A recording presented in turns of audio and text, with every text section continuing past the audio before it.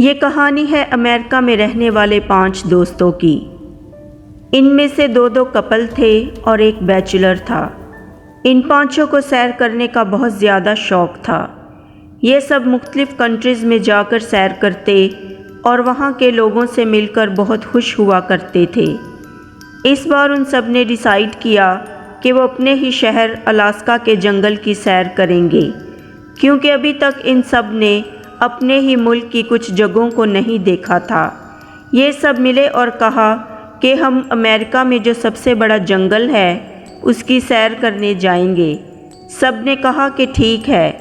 انہوں نے کہا کہ کل ہم سب تیار ہو کر ایک جگہ جمع ہوں گے اور اکٹھے ہو کر جنگل کی سیر کرنے کو چلیں گے۔ امریکہ کا سب سے بڑا جنگل ٹونگس ہے۔ یہ بہت ہی پیارا جنگل ہے، مگر جنگل تو آخر جنگل ہی ہوتا ہے۔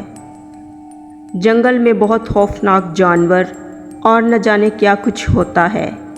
رات کے وقت یہ جنگل بہت خوفناک لگتا ہے، کیونکہ ہر طرف درخت ہی درخت ہوتے ہیں۔ یہ 5 صبح کے وقت تیار ہو کر ایک جگہ جمع ہو گئے۔ انہوں نے اپنے ساتھ ہر وہ چیز لی جس کی ان کو آگے جا کر ضرورت پڑ سکتی تھی۔ یہ سب بہت ہی خوش تھے۔ 3 ایک گاڑی میں بیٹھے اور 2 ایک گاڑی میں۔ یہ سب میوزک سنتے سنتے جا رہے تھے۔ سب بہت زیادہ انجوائے کر رہے تھے۔ آنے والے طوفان سے انجان تھے کہ آگے ان کے ساتھ کیا ہونا ہے۔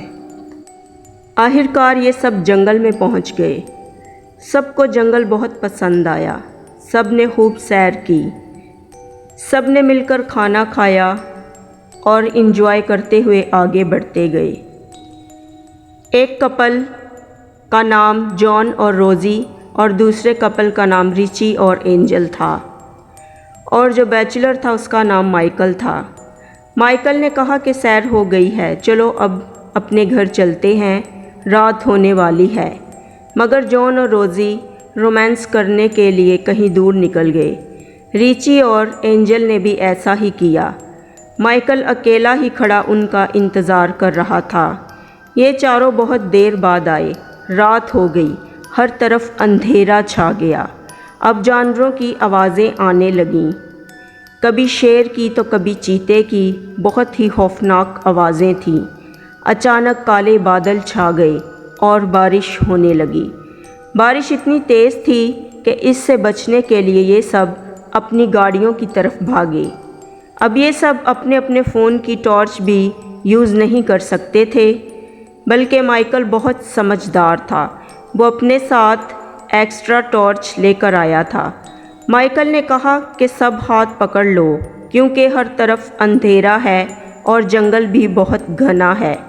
وہ سب ایک دوسرے کا ہاتھ پکڑ کر مائیکل کے پیچھے پیچھے چل رہے تھے۔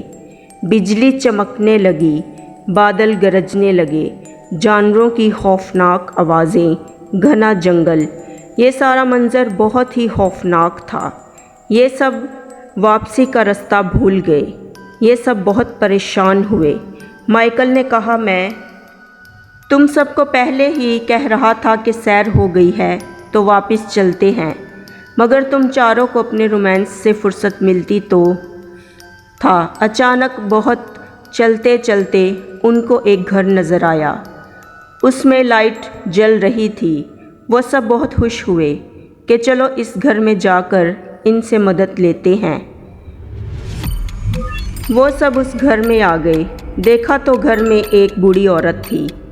وہ گھر بہت ہی خوفناک تھا، بہت پرانا اور عجیب تھا اور بہت زیادہ گندا تھا۔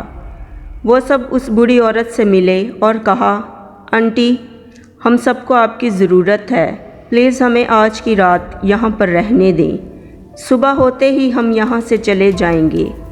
وہ بوڑھی عورت دیکھنے میں بہت ہی عجیب تھی۔ اس کے چہرے پر بہت خوفناک سی مسکراہٹ تھی۔ اس نے کہا، ہاں، تم سب یہاں رہ سکتے ہو۔ اس گھر میں 2 کمرے تھے اور ایک واش روم تھا، مگر مائیکل کو یہ گھر بہت ہی عجیب سا لگ رہا تھا۔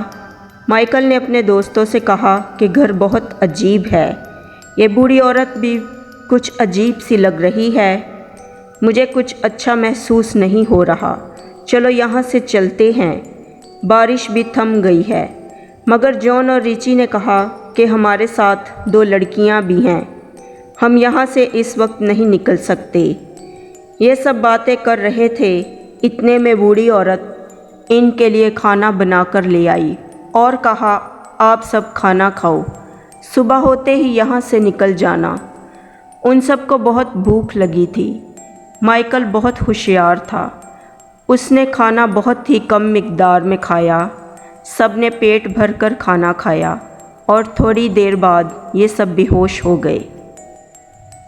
مگر مائیکل تھوڑا تھوڑا ہوش میں تھا۔ اس نے دیکھا کہ ایک بہت بڑا اور لمبا سا لڑکا جو کہ بہت ہی بدصورت تھا، وہ اس بڑھیا کے پاس کھڑا تھا۔ اس کا چہرہ بے حد بدصورت تھا اور دیکھنے میں بہت خوفناک لگ رہا تھا۔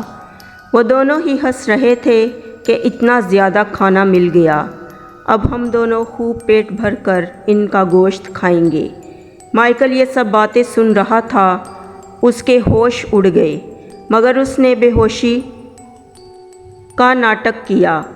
وہ دونوں جان اور روزی کو پکڑ کر لے گئے اور ان دونوں کو ایک لکڑی کے بہت بڑے بیڈ پر لٹا دیا۔ انہوں نے ایک بڑی آری کے ساتھ جان کی ٹانگ کاٹ دی۔ جان بے ہوشی کے عالم میں بھی تڑپ رہا تھا۔ روزی پاس بے ہوش پڑی تھی۔ پھر جان کی دوسری ٹانگ کاٹی۔ اس طرح جان کا پورا جسم کاٹ دیا اور اس کے ٹکڑے ٹکڑے کر دیے۔ پھر روزی کے پاس آئے، اس کی پہلی بازو کاٹی اور پھر اس کا بھی پورا جسم کاٹ کر ٹکڑے ٹکڑے کر دیا۔ وہ دونوں تڑپتے رہے مگر کوئی بچانے والا نہیں تھا۔ مائیکل یہ سب کچھ دیکھ رہا تھا۔ وہ دونوں ان کا گوشت پکانے میں مصروف ہو گئے۔ دونوں ماں اور بیٹا تھے۔ وہ دونوں بہت خوش ہوئے۔ ان کو پتہ تھا کہ یہ تینوں گہری نیند سو رہے ہیں۔ مائیکل نے ان دونوں کو اٹھانے کی بہت کوشش کی، مگر ریچی اور اینجل بہت ہی گہری نیند میں سو رہے تھے۔ مائیکل نے اپنی ٹارچ پکڑی اور بہت چالاکی کے ساتھ وہاں سے نکلا اور اس بوڑھی عورت کے بیٹے کی بہت پرانی گاڑی وہاں کھڑی تھی۔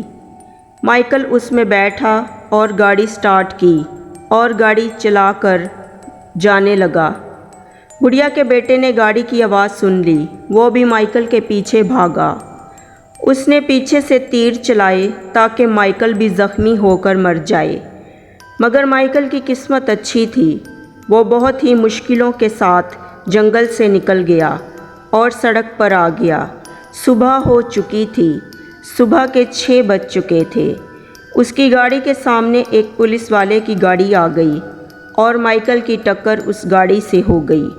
اس میں 2 پولیس آفیسر بیٹھے ہوئے تھے۔ مائیکل زخمی ہو گیا۔ اس نے پولیس کو سب کچھ بتا دیا۔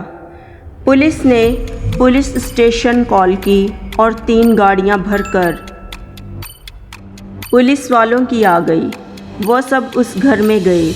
وہاں جا کر انہوں نے بڑھیا اور اس کے بیٹے کو پکڑ لیا اور ریچی اور اینجل کی جان بچ گئی، مگر بدقسمتی سے جان اور روزی دونوں ہی مر گئے۔ اگر مائیکل تھوڑی دیر تک نہ آتا تو وہ دونوں ریچی اور اینجل کو بھی اسی طرح مار دیتے اور ان دونوں کا گوشت بھی پکا کر کھا لیتے۔ پولیس افسروں نے بتایا کہ ہم نہ جانے کب سے ان دونوں کو تلاش کر رہے تھے، کیونکہ جو کوئی اس جنگل میں آتا وہ پھر واپس لوٹ کر نہ آتا تھا اور جو کوئی اس سڑک سے گزرتا وہ بھی پھر نہ ملتا تھا۔ لوگ اس بات سے انجان تھے۔ پولیس افسر نے مائیکل کی بہادری اور ہوشیاری کے لیے مائیکل کا شکریہ ادا کیا۔ ریچی اور اینجل اور مائیکل کو اس کے گھر چھوڑ آئے۔ مائیکل جان اور روزی کو نہ بچا سکا، اس بات کا اسے زندگی بھر افسوس رہے گا۔ یہ تینوں آج تک اس خونی جنگل کی سیر کو نہ بھولے اور نہ ہی جان اور روزی کو۔